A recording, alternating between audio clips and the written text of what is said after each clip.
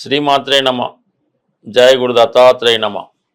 ఈ వీడియోలో మనం మిథున రాశి వారికి జూన్ నెల మాస ఫలితాలు పరిశీలిద్దాం. ఏదైనా మిథున రాశి వారు ఇంచుమించుగా అదృష్టవంతులుగా వారి జీవితం కొన్ని ఒడిదుడుకుల నుండి బయటపడి ప్రస్తుతం స్టేబుల్గా ప్రశాంతంగా వెళుతుంది. కాబట్టి ఇక నుంచి వీరి యొక్క ధన సంపాదన మీద కాన్సన్ట్రేట్ చేయడం వల్ల గతంలో కన్నా ఎక్కువ ధనం సంపాదించడానికి అవకాశం ఉంటుంది. సాధారణంగా మిథున రాశి వారు ధనం సంపాదించడానికి చాలా ప్రయత్నాలు చేస్తుంటారు. చాలా విధాలుగా ధన సంపాదన చేయడం జరుగుతూ ఉంటుంది. అయితే వీరు ధనం దాచుకోవడంలో చాలా ఫెయిల్ అవుతారనే చెప్పాలి. అందువల్ల ఎప్పుడూ వీళ్ళకి ఎంత సంపాదించినా అవసరానికి చేతిలో ధనం లేక ఇబ్బంది పడడం జరుగుతూ ఉంటుంది. అందువల్ల వీళ్ళు జీవితంలో ధనం సంపాదించడం కన్నా దాన్ని దాచుకునే ప్రయత్నం అయితే చేస్తే సరిపోతుంది. అయితే సంపాదించిందంతా ఎవరు దాచుకోవడం కుదరదు, కానీ కనీసం మీ యొక్క సంపాదనలో ఒక 20% సేవింగ్స్ చేసుకున్నా ఖచ్చితంగా మీరు తొందరలోనే, అంటే సుమారు ఒక 7 సంవత్సరాలు సర్వీస్ చేస్తుంటేనే మీరు చాలు 100% జీవితాంతం సరిపోయే ధనం సంపాదించడానికి అది సరిపోతుందన్నమాట. సో ఇప్పుడు ఈ విధంగా మీకు గురువు రాశిలో ప్రవేశించడం వల్ల కొన్ని కొత్త బాధ్యతలు వచ్చినప్పటికీ కూడా తగు విధంగా ఆదాయం పెంచుకోవడం వల్ల మీ యొక్క వ్యక్తిగత ఆరోగ్యం బాగుపడుతుంది. అలాగే ఆర్థిక పరంగా కూడా పుష్టి కలిగే విధంగా గురువు అనుగ్రహం మీకు తోడవడం జరిగింది.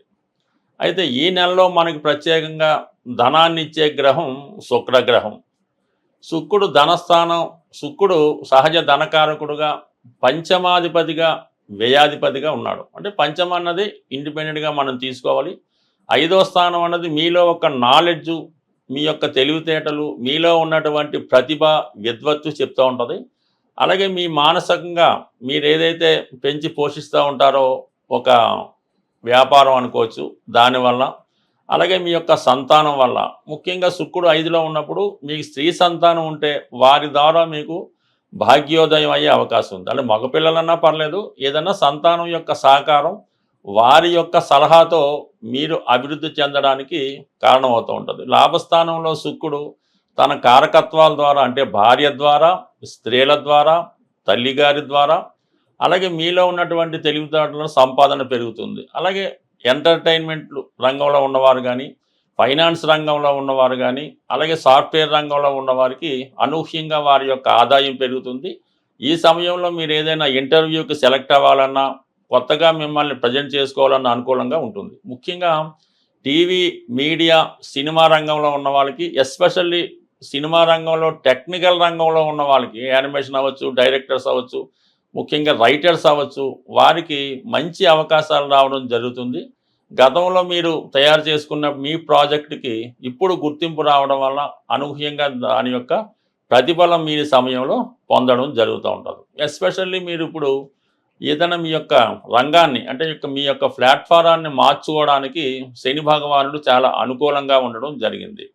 మీకు శని మిత్రగ్రహం, అష్టమ భాగ్యాధిపతి అవడం వల్ల స్లో అండ్ స్టడీగా ధనం సంపాదించాలి అనుకున్న వారికి శనిగ్రహం సహకరించడం జరుగుతూ ఉంటుంది. అటు శని భగవానుడు దశమ స్థానంలో మీనరాశిలో సంచరించడం వల్ల కంపల్సరిగా మీ యొక్క ఉద్యోగం యొక్క ప్లేస్ మారడం జరుగుతుంటుంది. అంటే అది విదేశ ప్రయత్నాలు కావచ్చు, ఒక ప్రాంతం నుంచి వేరే ప్రాంతానికి కూడా మారే అవకాశం ఉంది. అందువల్ల మీ ఉద్యోగ పరిస్థితులు మారుతాయి, ఉద్యోగం ప్లేస్ మారుతుంది. అలాగే దూర ప్రాంత ప్రయాణాలు చేస్తారు, ఉద్యోగంలో ఇన్వెస్ట్మెంట్ చేయడం జరుగుతుంది. కొంతమంది ఏదైనా వ్యాపారం చేద్దాం అనుకున్న వాళ్ళు ఇది అనుకూలమైనటువంటి సమయం. సో ఏదైనా అటు ఆధ్యాత్మిక రంగంలో ఉన్న వాళ్ళకి, అలాగే టెక్నికల్ రంగంలో ఉన్న వాళ్ళకి ఇది చాలా అనుకూలించే గ్రహం. ముఖ్యంగా హాస్పిటల్స్, ఆశ్రమ పాఠశాలలు, ఎడ్యుకేషన్ సంస్థలు నిర్వహిస్తున్న వాళ్ళకి చాలా మంచి అవకాశాలు రావడం జరుగుతుంది. దానికి అనుగుణంగానే మీకు నేమ్ అండ్ ఫేమ్ రావడం కూడా జరుగుతుంది. ఇది ఈ విధంగా ఉంటే రాహు 9వ స్థానంలో ఉండడం వల్ల మీ యొక్క టెక్నాలజీని ఎంటర్టైన్మెంట్గా కంప్లీట్గా మార్చుకుంటారు. కొన్ని సెంటిమెంట్లను పక్కన పెట్టి నిర్దాక్షిణ్యంగా కొన్ని కొత్త ప్రయత్నాలు, కొత్త నిర్ణయాలు చేయడం జరుగుతుంది. అంటే కొత్త వాటికి ఎంకరేజ్ చేయడం, పాత వాటికి స్వస్తి చెప్పడం జరుగుతూ ఉంటుంది. బట్ ఏదైనా మీ యొక్క టెక్నాలజీని మార్చుకుంటారు. కొన్ని సందర్భాలలో కొన్ని అనుకోని నిర్ణయాలు తీసుకోవడం కూడా జరుగుతుంటుంది. అంటే ఈ సమయంలో కొంత మన ధర్మానికి విరుద్ధంగా కూడా కొంతమంది ప్రోత్సహించడం జరుగుతూ ఉంటుంది. అంటే ఏదన్నా కొద్దిగా లవ్ మ్యారేజ్ చేసుకున్న వాళ్ళు ఎంకరేజ్ చేయడం, అలాగే ఏంటంటే ఏదైనా విద్యా సంబంధించిన విషయాల్లో కొన్ని మార్పులు తప్పనిసరి పరిస్థితిలో చేయడం, ఏదైనా కొత్త వాటికి ఎంకరేజ్ చేయడం జరుగుతూ ఉంటుంది. ముఖ్యంగా కుజుడు మీకు లాభాధిపతిగా కుజుడు ఇంచుమించుగా జూన్ మొదటి వారం వరకు ధనస్థానంలో ఉండడం వలన, షష్టాధిపతిగా ధనస్థానంలో ఉండడం వలన మీకు అవసరం లేకపోయినా ధనాన్ని రుణంగా తెచ్చో, ఏ క్రెడిట్ కార్డు నుంచో ఎక్కడి నుంచో ధనాన్ని ఎందుకన్నా పనికొస్తుందని అడ్వాన్స్గా ధనం తెచ్చి మీరు నిల్వ చేయడం జరుగుతూ ఉంటుంది. కొన్ని సందర్భాల్లో అధిక మొత్తంలో ధనం మీ యొక్క అకౌంట్లోకి రావడం వల్ల ఆ ధనాన్ని ఖర్చు పెట్టే విషయంలో కుటుంబ సభ్యుల మధ్య విభేదాలు వచ్చే అవకాశం ఉంది. బట్ ఏదైనా జూన్ 7వ తారీఖు తర్వాత తృతీయ స్థానంలో ఉన్నటువంటి కేతువుతో కుజగ్రహం కలటం వల్ల మీలో ఉన్నటువంటి ధైర్య సాహసాలు విపరీతంగా పెరుగుతాయి. ఏదైనా మార్చాలని ముఖ్యంగా వృత్తిలో మార్పు కొరకు మీరు తొందరగా నిర్ణయం తీసుకొని ధైర్యంగా దాన్ని మార్చడం జరుగుతూ ఉంటుంది. బట్ ఏదైనా కొత్త విషయాలు ఎంకరేజ్ చేస్తారు. ఏ ప్రయత్నమైనా తొందరగా ప్రయత్నం స్టార్ట్ చేసి దాన్ని అమలు చేయడం జరుగుతూ ఉంటుంది. అయితే 3వ స్థానంలో ఉన్నటువంటి 2 అగ్నితత్వ గ్రహాలు కూడా మీ పనిలో వేగం పెంచడం జరుగుతుంటుంది. అందుకని ఎవరైతే వేగంగా వాహనాలు నడుపుతూ ఉంటారో, ప్రమాదకర వృత్తుల్లో ఉంటారో వారు కొంతవరకు జాగ్రత్తగా ఉంటేనే మంచిది తప్ప ఏమాత్రం తొందర వల్ల, అతి వేగం వల్ల, అతి తొందర వల్ల ప్రమాదాలు జరిగే అవకాశాలు కూడా ఉండే అవకాశం ఉంది. కాబట్టి బట్ ఏదైనా రాశిలో గురువు ఉండడం వలన ఎటువంటి ప్రమాదం నుంచి అయినా రక్షిస్తాడు. ఏదైనా మన జాగ్రత్తలో మనం ఉండడం మంచిది. ఏదైనా ఈ జూన్ నెలలో ధనాన్ని, అదృష్టాన్ని ప్రసాదించే గురు గ్రహం మౌఢ్యంలోకి వెళ్ళడం జరుగుతుంది. అంటే ఇంచుమించుగా మనకి జూన్ 10వ తారీఖు నుంచి జూలై 8వ తారీఖు వరకు కూడా ఈ గురు మౌఢ్యం అన్నది ఏర్పడడం జరుగుతుంది.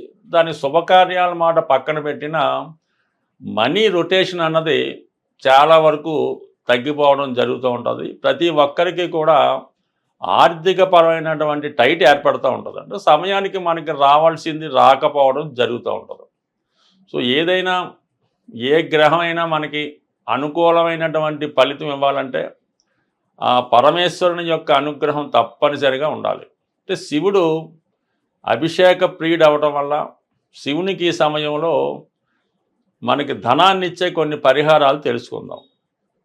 అందులో ముఖ్యంగా శివునికి ఈ మారేడు దళములు సంపాదించి అవి నీటిలో వేసి ఆ జలంతో అభిషేకం చేయవలసి ఉంటుంది. అంటే మారేడు దళములు వేసినటువంటి వాటర్తో అభిషేకం చేయాలి. దాని తర్వాత ఏంటంటే రుద్రాక్షలు కొత్తవి తెచ్చి నీటిలో నానబెట్టి ఆ జలంతో అభిషేకం చేయడం వల్ల ఎంతటి కష్టమైనా పోతుందన్నమాట. ఆఖరికి పెద్ద క్రైమ్ అయినా పోతూ ఉంటుంది.